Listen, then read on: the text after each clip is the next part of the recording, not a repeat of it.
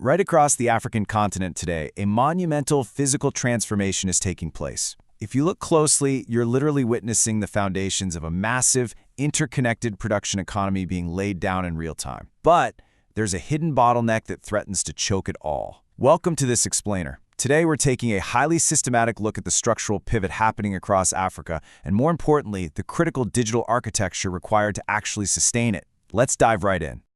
Africa is actually entering a very different phase of economic development right now. I really want you to let the gravity of that statement land for a second. We aren't just talking about incremental growth here. It's a fundamental rewiring of how business is conducted on the continent. The global economic environment has completely shifted around things like energy security, critical minerals, and supply chain resilience. And Africa is actively repositioning itself right in the middle of that global shift. To unpack this, we're going to follow a strict 5-part roadmap today. 1. The macro shift. 2. Physical corridors. 3. Digital fragmentation. 4. The unified ecosystem. And 5. Unlocking the economy. Let's start with Part 1, the macro shift, retaining local value. For decades, we know a huge chunk of Africa's economy relied on an outdated model. You know the one, exporting raw materials, importing finished products, and leaning heavily on external supply chains. But contrast that with the incredibly deliberate pivot happening today. The focus now is entirely on building local productive capacity. Countries are processing their own resources, manufacturing locally, strengthening regional trade, and ultimately keeping the immense value they create right inside their own economies. Moving to Part 2, physical corridors and the 4 pillars.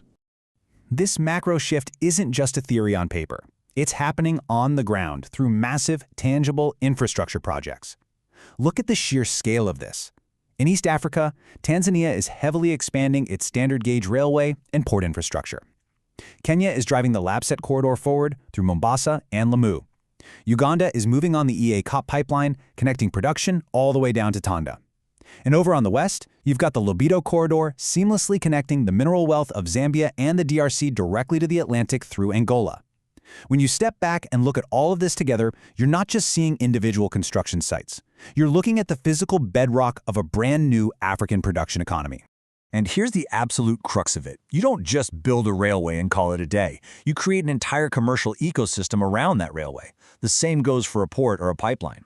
Suddenly, you have construction firms building it, manufacturers producing the steel and cement, logistics firms moving those massive goods, and a whole web of financial institutions trying to support this heavy activity. Right at the very center of this transformation are 4 critical heavy industry pillars: construction, logistics, manufacturing, and mining. They extract, they produce, they build, and they move. And as these specific sectors explode in growth, the businesses operating inside them are becoming highly sophisticated and deeply intertwined with one another. Which brings us to Part 3, the problem, digital fragmentation. This is where we hit a wall because it begs a very serious question. As all these businesses connect physically on the ground across massive borders and new railways, what on earth is happening digitally in their back offices?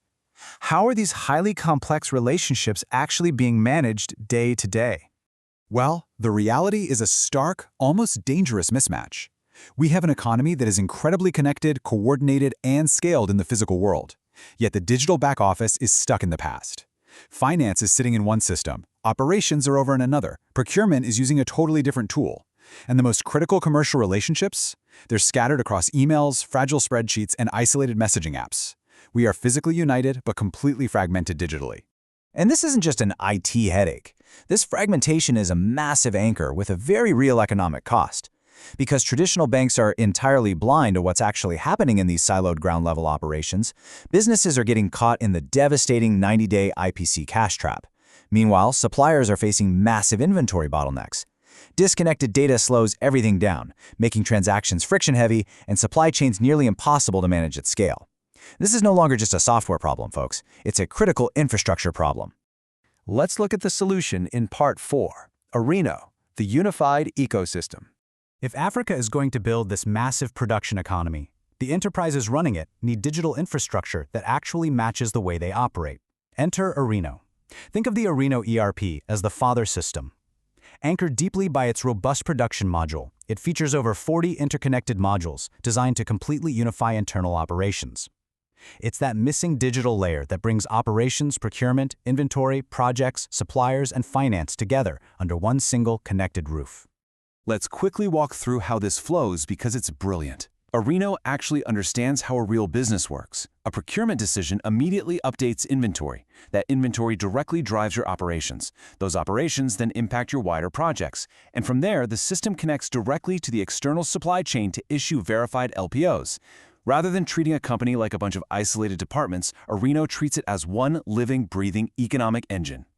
Finally, Part 5, Unlocking the Production Economy. Let's zoom out from the single enterprise for a second. Because businesses don't operate in a vacuum, do they? A contractor needs manufacturers. A logistics firm relies on businesses that need goods moved. And they all need financing. The true genius of Areno is this. We aren't just digitizing individual companies anymore. We are actually digitizing the relationships between them. And that is exactly where the real economic value is generated. Once you connect the enterprise internally, you create total ecosystem visibility externally. And this is how we unlock capital. Through our Areno Pay and by partnering with banks via our intelligent audit layer, we can now provide incredibly secure IPC bridging. We offer direct asset-based inventory financing that completely bypasses cash leakage. We can even facilitate high-velocity sunset bulk wages. We're effectively removing the blind spots that have held financial institutions back for decades. Africa is pouring immense capital into the physical infrastructure that will dictate its next economic era. That infrastructure is spawning massive commercial networks at a scale we haven't seen before. But as our sources today made crystal clear, what is missing is the digital layer that connects those businesses. That is the opportunity behind Areno. It's the unifying system that allows all this frantic economic activity to finally function as one connected whole. So, we've walked through the macro shift, the new physical corridors, the trap of digital fragmentation, and how a unified ecosystem solves it all. The physical foundations of a new African production economy are already in the ground. The railways are running, the ports are expanding. Africa is actively building its physical future. The only question left to ask is, are you ready to connect its digital one? Thank you so much for joining me on this explainer today. Keep learning, keep building, and I'll see you next time.